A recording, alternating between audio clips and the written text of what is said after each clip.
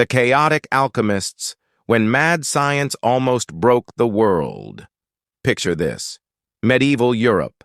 Candlelight flickering, stone walls breathing shadows, men in long robes whispering strange chants over bubbling pots of suspicious liquid. Nah, this isn't Hogwarts. This actually happened. Welcome to the world of alchemy. These were the original mad scientists. People who genuinely believed they could turn lead into gold. Sounds insane, right? That's because it kind of was. And the chaos? Unmatched. Alchemists were a bizarre mix of brilliance and madness. Some were obsessive thinkers, scribbling symbols so confusing they looked like a cat sprinted across parchment. Others? Straight-up hustlers, selling miracle elixirs to kings and queens with way too much money and zero skepticism.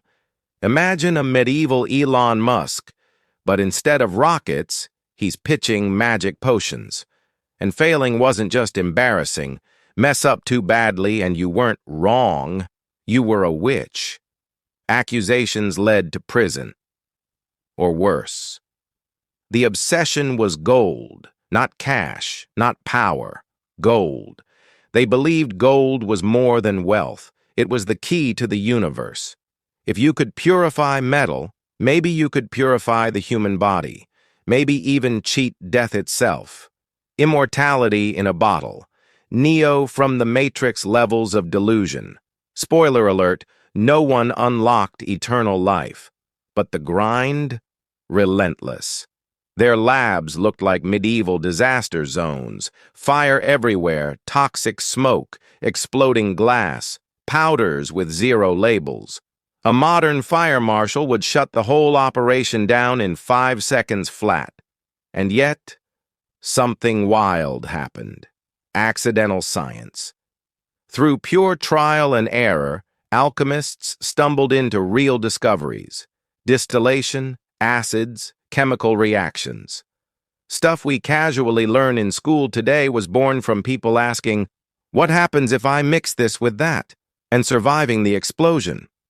But let's not romanticize everything. A lot of these guys were scammers. They sold fake philosophers' stones, the mythical objects said to create gold, to desperate rulers. Some got rich off royal money. Others ended up broke, betrayed, or exposed. There were secret deals, rivalries, and double crosses. Think Game of Thrones, but with flasks instead of swords. And secrecy, that was everything. Alchemists hid their work behind codes, symbols, and riddles so complex that sometimes even they couldn't understand each other. Breakthroughs were lost, misread, or buried forever. Imagine TikTok tutorials so cryptic no one knows what's happening. That's basically alchemy manuscripts. Yet despite the madness, they changed history. Modern chemistry exists because of these chaotic experiments. Lab methods, scientific thinking, even safety rules, eventually all trace back to these risk-obsessed pioneers. They were the original reality hackers, trying to bend nature until something finally cracked. People whispered about them, feared them, wanted their secrets, or wanted them exposed. Alchemy became a legend before legends had marketing. No social media, just rumors, fear, and obsession spreading like wildfire. And this is only the beginning. If you think modern science is clean and controlled, buckle up. These alchemists make it look like a Netflix thriller and the experiments are about to get deadly. The smoke, the bubbling beakers, the obsession with gold. Yeah. Not all of them were chasing knowledge. Some were chasing money. Welcome to the 16th century Europe, a place where nobles were rich, desperate, and very easy to impress. All it took was a mysterious robe, a convincing speech, and a shiny rock that looked like gold. Suddenly, some alchemist is being paid a fortune to perform miracles. Alchemy wasn't just science. It was the original scam economy. But here's the twist. While some were running cons, their experiments were accidentally building the foundations of modern chemistry. That's the irony. Take Paracelsus, real person, brilliant, unpredictable. He mixed metals, herbs, and chemicals while talking about elixirs of life and universal cures. Nobles paid him hoping for immortality. But instead of magic, Paracelsus uncovered truths about toxicity, minerals, and dosage. Modern medicine? Yeah. It owes a lot to this chaotic man who blurred the line between genius and madness. Then there's Nicholas Flamel, a real historical figure whose legend exploded centuries later. Stories claimed he discovered the philosopher's stone and became immortal. In reality, historians aren't convinced he practiced alchemy at all. But here's why he still matters. Those legends inspired generations of alchemists to document everything. Symbols, diagrams, coded notebooks, careful observations. Even if the goal was fake, the method became scientific. And this is where things get dangerous because the labs themselves were ticking time bombs. Picture the labs. Open flames, toxic fumes, metals melting, powders exploding without warning. One wrong mixture and the room fills with smoke, or worse, fire. Buildings burned, beards caught flame. Entire experiments went up in smoke. And yet, discoveries stuck. Distillation, acids, chemical compounds. None of this was intentional. It was chaos producing results. Every failure pushed knowledge forward. Then there's the philosopher's stone, the ultimate obsession, a mythical substance believed to turn any metal into gold. People chased it like a cheat code for reality. Some died broke, some vanished. Others left behind notebooks filled with strange symbols, astrology, and chemical notes. Trying to do the impossible forced them to understand what was possible. And this wasn't just Europe. China's alchemists discovered gunpowder while chasing immortality. Middle Eastern scholars perfected distillation techniques. India experimented with metals and medicine. Before modern science existed, the world was already running one massive, accidental experiment. And that's the real story. Every scam, every lie, every failed experiment, every oops, I just invented nitric acid moment built the foundation of science as we know it. Alchemy wasn't just greed or magic. It was humans pushing reality until something finally cracked. Buckle up, because now we're entering peak chaos. This is the point where alchemy stops looking curious and starts looking dangerous. Imagine a candle-lit laboratory. Ancient manuscripts stacked everywhere, open flames licking at glass vessels. A noble watching closely, convinced gold is seconds away from appearing. Smoke curls upward. Liquids bubble. A mysterious powder is added.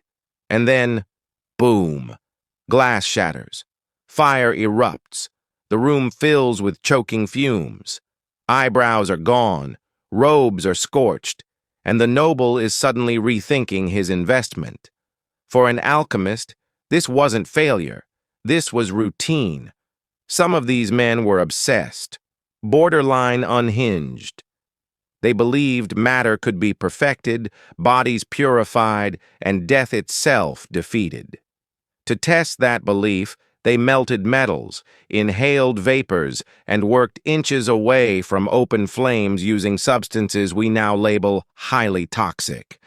One famous example, Johann Kunkel, a real 17th century alchemist who experimented with phosphorus, a substance so volatile it ignites on contact with air.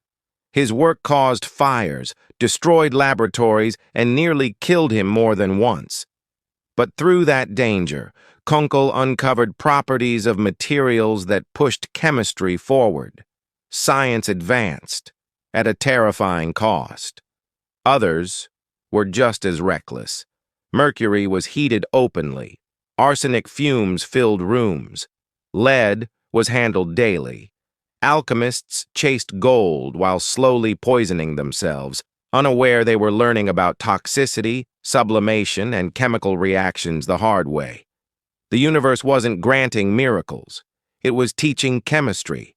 And yes, there was dark humor in it. Letters survived describing failed experiments, foul smells, ruined clothing, and labs reduced to ash. These weren't polished scientists. They were humans improvising in a world without safety rules, learning by nearly killing themselves. And this chaos wasn't limited to Europe. Chinese alchemists, while searching for immortality, accidentally created gunpowder. Indian scholars refined metals, perfumes, and medicinal compounds. Middle Eastern scientists built advanced laboratories with distillation equipment centuries ahead of Europe. Knowledge traveled, slowly, imperfectly, and often dangerously, across borders. But some experiments crossed a line. Certain alchemists believed altered states of consciousness could reveal cosmic truth. They inhaled fumes, drank questionable mixtures, and exposed themselves to substances we now know are deadly. Many suffered hallucinations.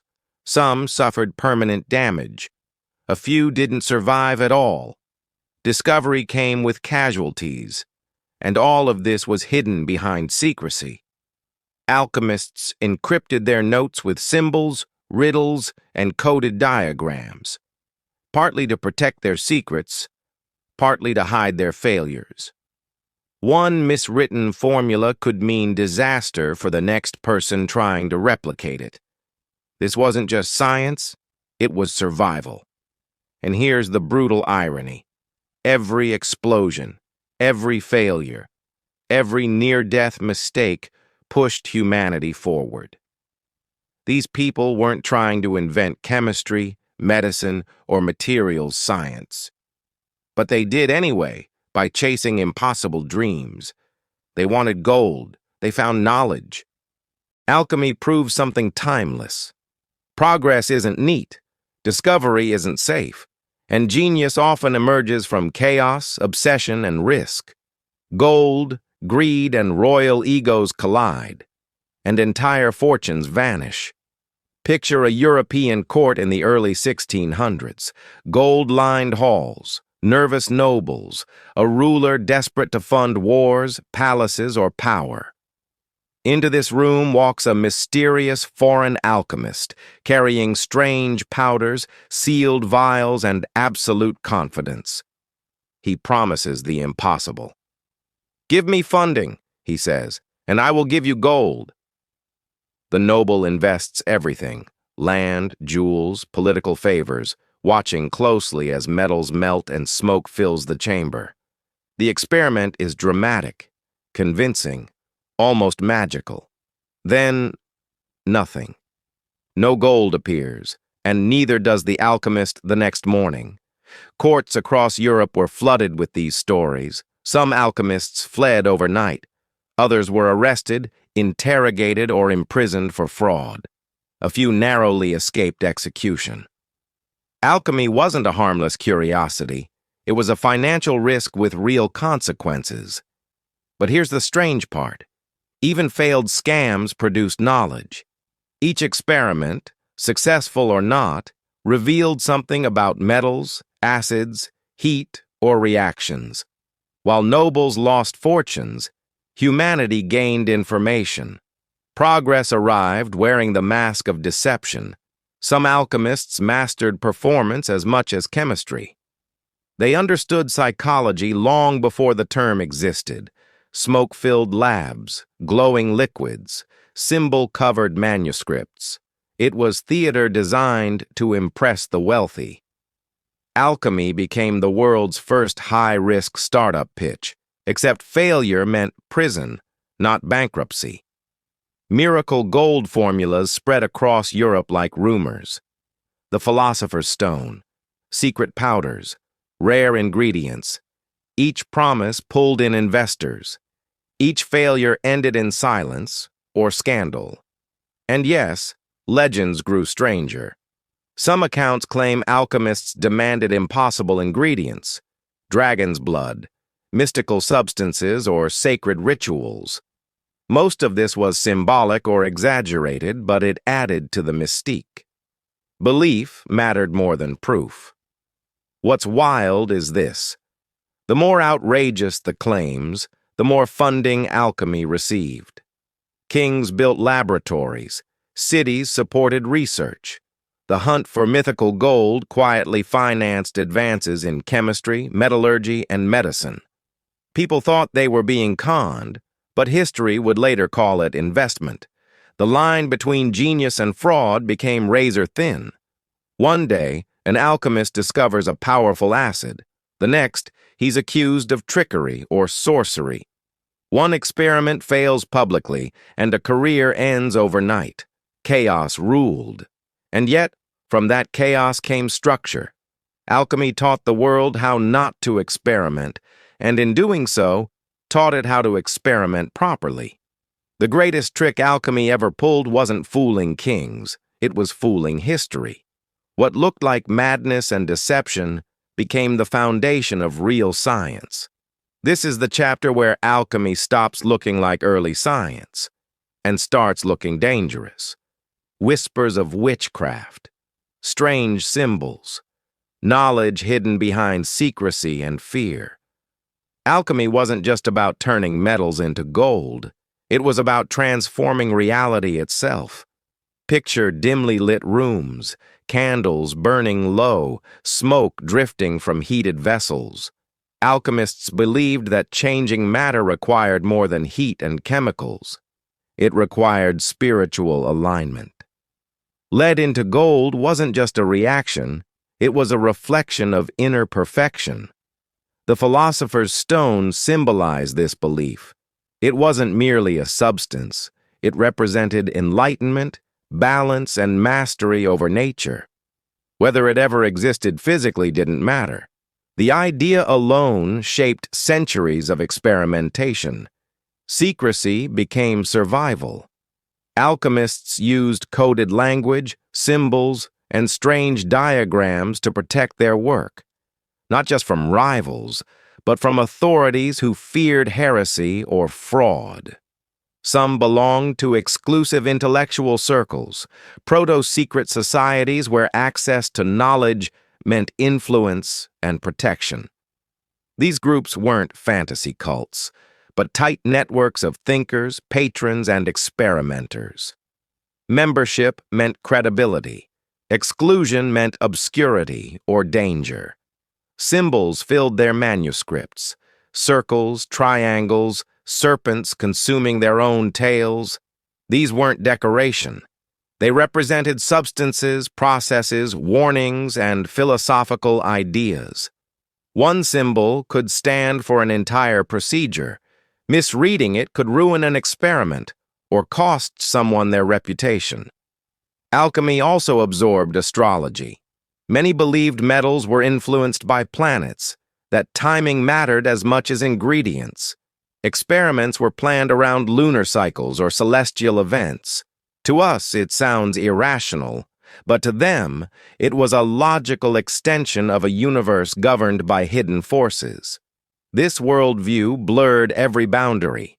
Chemistry merged with philosophy. Spirituality merged with experimentation. Transformation of matter mirrored transformation of the self. Some truly believed purifying metals could purify the soul. And here's the irony. These mystical practices forced discipline. Rituals demanded repetition. Symbols demanded consistency. Notes had to be recorded precisely. Without realizing it, alchemists created structured experimentation, the backbone of the scientific method. Secret societies weren't just mysterious, they were powerful. Kings and wealthy patrons trusted symbols more than results. Reputation mattered more than proof. Charisma could secure funding long before success ever appeared. Alchemy became a belief system as much as a practice, and while much of the mysticism faded, its structure remained. Alchemy taught humanity how to observe, record, repeat, and question, even when the explanations were wrong. Alchemy reminds us that progress often begins wrapped in mystery. Before science had equations, it had symbols. Before proof, belief. And from that strange mix, knowledge slowly emerged. By the late 16th and early 17th centuries, alchemy wasn't just curiosity or belief anymore. It was big business. Gold, war funding, royal ambition, everything depended on results. And desperation makes people gullible. Picture a private laboratory funded by a king. Smoke fills the room. Glass vessels glow in candlelight. An alchemist performs a carefully rehearsed process, explaining every step with confidence. The promise is simple and irresistible. Give me time, resources, and secrecy, and I will give you gold. Some rulers invested fortunes. Others built entire laboratories. A few even kept alchemists under guard to make sure they didn't escape. This wasn't science anymore. It was pressure. Alchemists became masters of performance. They understood that belief mattered as much as chemistry. Rituals, symbols, and dramatic reactions made ordinary processes look miraculous. Color changes became proof. Smoke became mystery. Complexity became credibility. And sometimes it worked. Not gold, but something else. Through relentless experimentation, alchemists refined metals, purified substances, and uncovered reactions no one fully understood yet. Acid strength, heat control, separation techniques. The hustle accidentally forced precision. But the system was unstable. Failure didn't just mean embarrassment, it meant prison, exile, or accusations of fraud. Records show alchemists arrested, interrogated, and stripped of patronage when results didn't match promises. Others vanished overnight, fleeing courts they could no longer satisfy. The hustle was survival. Without noble funding, there was no lab. Without results, there was no protection. Alchemists sold hope because hope paid the bills. And here's the turning point. As rulers demanded proof, not spectacle, alchemy began to fail publicly. Gold never appeared. Miracles stalled. The theater stopped convincing people who needed certainty. What survived wasn't the myth. It was the method, the careful measurements, the repeated experiments, the written records. Alchemy couldn't deliver gold, but it delivered something far more dangerous to itself. Real evidence. And once proof replaced belief, the hustle collapsed. Alchemy's final act wasn't a miracle, it was a lesson. When greed met reality, illusion broke. What remained became science. This is the final transformation of alchemy. Not the loud explosions, not the gold scams, but the moment knowledge goes underground. By the late 16th and 17th centuries, alchemists had learned a hard truth. Information was dangerous. If the wrong person understood your work, you could lose funding or your freedom. So knowledge became hidden, encrypted, and symbolic. Secrecy wasn't drama, it was survival. Groups of thinkers began forming tight intellectual networks, early versions of what we now call scientific communities. Some were informal, others highly structured. Among the most famous were the Rosicrucians, a movement wrapped in symbolism, philosophy, and allegory rather than open experimentation. Their writings weren't instruction manuals, they were puzzles. A serpent devouring its own tail symbolized cycles of transformation. The sun and moon represented balance between opposing forces. Blackness, whiteness, redness, stages of chemical change disguised as spiritual metaphor. These weren't spells. They were coded explanations. Alchemists wrote this way deliberately. Symbols protected ideas from theft, misinterpretation, and political danger. Only those trained to read the language could understand the process behind the poetry. Alchemy became a language before it became a science. Rituals played a role too, not because they summoned magic, but because they enforced discipline. Repetition, precision, timing. What looked mystical often served a practical purpose in controlling experiments when measurement tools were limited. Astrology blended into chemistry not out of superstition alone, but pattern-seeking. Alchemists searched for order in a chaotic universe, using stars, symbols, and cycles as frameworks to understand matter. And slowly, something changed. Symbolism began turning into notation. Private circles became collaborative spaces. Experiments were repeated, not just revered. By the late 1600s, alchemy's secrecy started giving way to transparency. Observations mattered more than allegory. Proof began replacing belief. The mysticism didn't disappear, but it lost control. What survived was structure. Alchemy didn't fail, it transformed. Before science had equations, it had symbols. Before laboratories, it had secrecy. And from that hidden language emerged the foundations of modern chemistry. This is where everything finally comes together. After centuries of smoke-filled labs, failed experiments, and impossible dreams, alchemy didn't succeed the way its practitioners hoped, but it succeeded in a way no one expected. By the 17th century, something began to change. Alchemists had spent generations heating metals, distilling liquids, and observing reactions. They didn't always understand why things worked, but they recorded what happened. Over time, patterns emerged. Certain substances behaved predictably. Heat mattered. Purity mattered. Measurement mattered.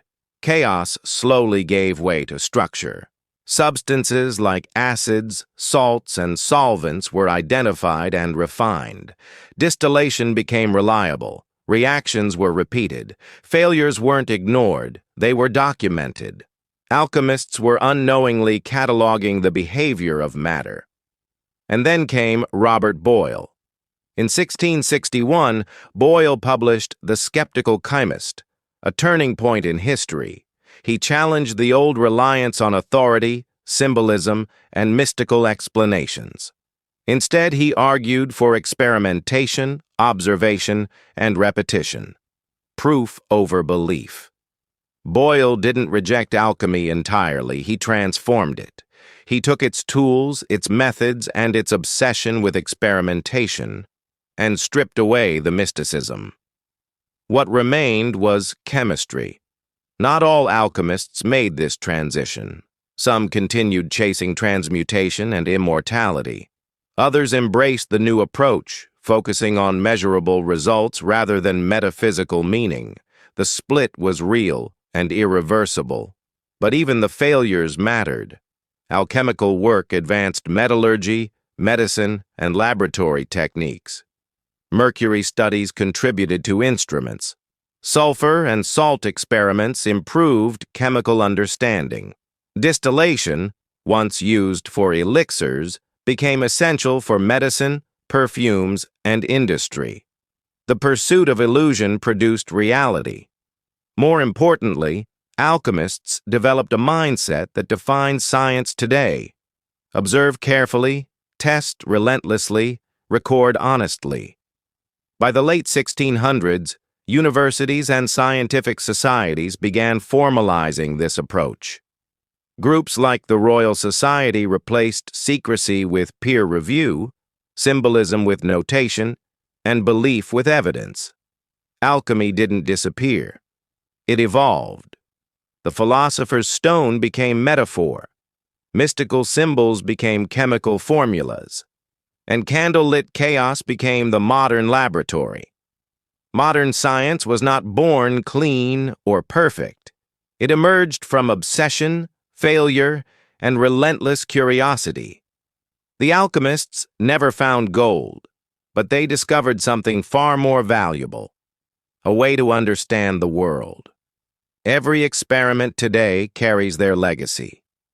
If you enjoyed this journey, the next story dives into another moment where human obsession changed history forever. One discovery, one risk, and one unbelievable twist at a time. Forget the neat glassware of modern labs. Alchemical experimentation was raw, dangerous, and wildly unpredictable. Candlelit rooms filled with choking fumes, open flames inches from volatile substances, no safety gear, no manuals, just curiosity, obsession, and a very real risk of death. Picture a 16th century laboratory. The air burns your lungs. Sulfur and metal vapors hang thick. Journals litter the floor, filled with cramped handwriting and cryptic symbols. An alchemist leans over a bubbling mixture, adjusting heat, adding powders grain by grain, hoping this is the combination that finally works. Most of the time, it didn't. Instead of gold, they got smoke, stench, fire, ruined equipment, sometimes worse. One of the most infamous figures of this era was Paracelsus, a physician, alchemist, and walking controversy. He rejected traditional medicine and embraced chemical experimentation. He treated patients with mercury, sulfur, and metals that terrified his peers. And here's the key. He understood something revolutionary. Paracelsus famously argued that any substance could be poison, and any poison could be medicine, depending on the dose. That idea became the foundation of modern toxicology and pharmacology. His experiments were dangerous, yes, but they transformed medicine forever. Not all risks were so controlled. Alchemists frequently combined reactive salts, acids, and metals without fully understanding what would happen. Violent reactions were common. Fires broke out, equipment shattered, some laboratories were destroyed entirely. A few alchemists were seriously injured or killed by their own work. This wasn't recklessness for spectacle. It was trial and error in its most brutal form. The danger wasn't only physical. Isolation was common. Alchemists worked alone, in secrecy, often for decades. Many became deeply paranoid, protecting their notes with codes, symbols, even invented languages. Others believed spiritual forces guided their work. When experiments failed repeatedly, the psychological toll could be immense. The line between obsession and breakdown was thin. But here's the twist. None of this chaos was wasted. Every failure was recorded. Every strange reaction was noted. Toxic effects were observed. Volatility, reactivity, and transformation became patterns instead of mysteries. Even mystical interpretations often described real chemical behavior, just in symbolic language. From disaster came understanding. Without these dangerous experiments, there would be no distillation techniques, no early pharmacology, no systematic study of reactivity. The foundations of modern chemistry were written in smoke, burns, and near misses. Some alchemists survived long enough to become legends. Others vanished into history, remembered only through damaged manuscripts and half-finished notes. But all of them contributed to a culture of hands-on experimentation that science still relies on today. They proved something essential. Progress doesn't come from safety. It comes from curiosity brave enough to risk failure. By the 17th century, alchemy had grown beyond chaotic labs and risky experiments. Knowledge itself had become a treasure to protect, and secret societies were the vaults that kept it safe. Alchemists joined networks where manuscripts, formulas, and observations were coded in symbols, allegories, and riddles. These weren't casual clubs. Rivalries, secrecy, and fear of persecution meant that a wrong move could cost your career, or worse. Knowledge traveled carefully, often under layers of mysticism designed to confuse outsiders. Among the most famous were the Rosicrucians, who claimed to possess hidden wisdom about the universe, health, and the elusive philosopher's stone. Some members were practicing alchemists, others more philosophical, but together they created a web through which ideas could circulate safely. Letters, coded recipes, and manuscripts moved across Europe like encrypted research papers, centuries before digital encryption existed. Later societies, such as the Freemasons, would adopt some alchemical symbolism, tools, geometric shapes, and allegories, transforming them into metaphors for morality, philosophy, and human improvement. Alchemy's influence extended far beyond gold. It became a language of knowledge, discipline, and experimentation. Not all alchemists trusted each other. Rivalries were intense, and some manuscripts were deliberately misleading to protect secrets. Attempts to replicate experiments could be dangerous. This combination of competition, caution, and curiosity drove innovation in ways that pure academic study rarely could. The payoff? By preserving knowledge and teaching its careful use, these societies ensured alchemy survived long enough to evolve into modern science. Chemistry, medicine, metallurgy, and pharmacology all carry the fingerprints of these hidden networks. Without coded manuscripts and secretive labs, countless discoveries might have been lost to history. Secrecy also fueled alchemy's mythology. Tales of immortal elixirs, hidden gold, and mystical powers captured imaginations, encouraging experimentation in ways formal institutions could not. The legend became the incentive, and the pursuit of the impossible drove real progress. By now, centuries of alchemical chaos, explosions, obsessions, and endless trial and error had produced a strange kind of genius. Most experiments failed, miserably. Yet, almost every failure left behind a clue, a technique, or a discovery that would shape the world. Take the quest for the philosopher's stone. Alchemists sought eternal life and gold, but along the way, they cataloged acids, salts, and metals, behaving in ways nobody had recorded. Distillation techniques were refined while trying to purify gold. Mercury compounds were studied for their supposed magical properties, but this knowledge later became central to medicine and chemistry. Even substances thought useless or toxic became stepping stones for future breakthroughs. Glassmaking and chemical reactions weren't just aesthetic. They advanced optics, lenses, and eventually instruments like telescopes and microscopes. The obsession with gold inadvertently gave humanity the ability to see the universe in ways previously impossible. One of the most famous failures-turned-discovery stories belongs to Hennig Brand, a German alchemist in 1669. Trying to extract gold from urine, he instead isolated a glowing, reactive substance, phosphorus. No gold, but matches, fertilizers, and modern chemistry were born from what seemed like a wasteful experiment. Techniques like crystallization, sublimation, and filtration were perfected through relentless trial and error.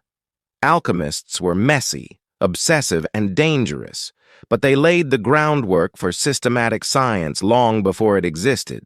Modern chemistry, pharmacology, and laboratory practices trace their roots to these chaotic labs. Medicine benefited too. Mercury, antimony, and other substances, though toxic, were studied extensively for their effects, advancing understanding of human physiology and compounds. Early pharmacology grew directly from these experiments, turning obsession into life-saving knowledge.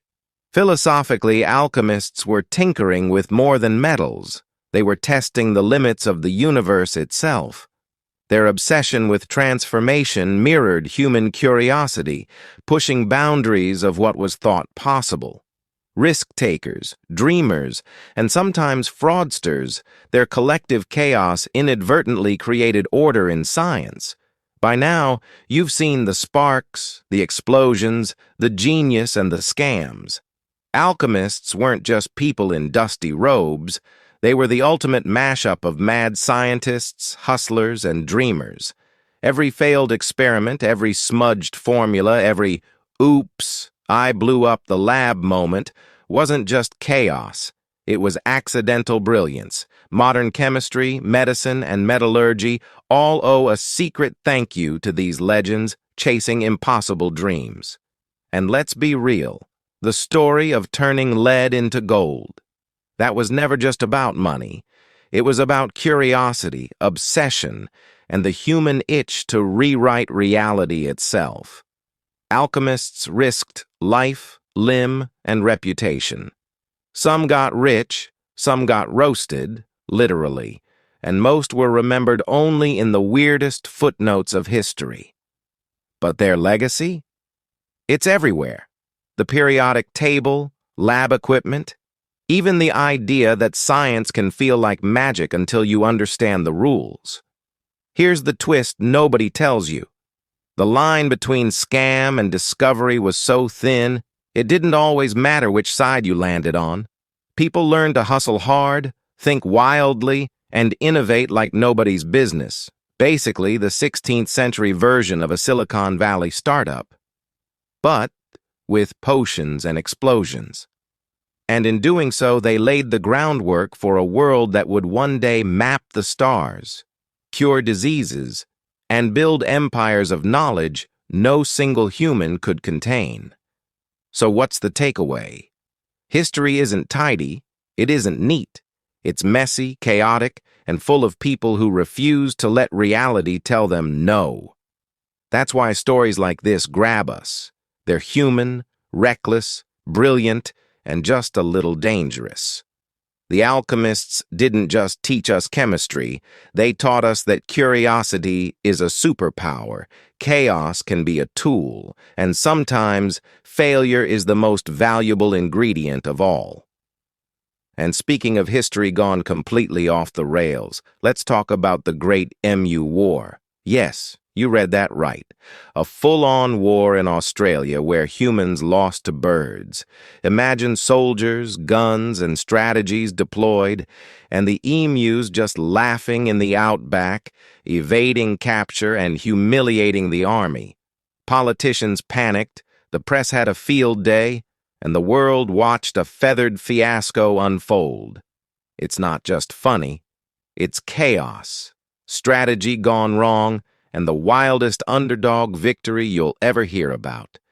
The emus were smarter than anyone expected, and the consequences?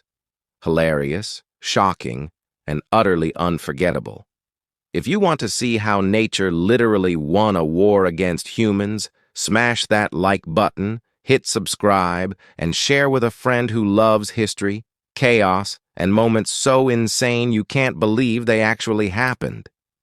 This isn't just a story, it's proof that sometimes reality is stranger than fiction.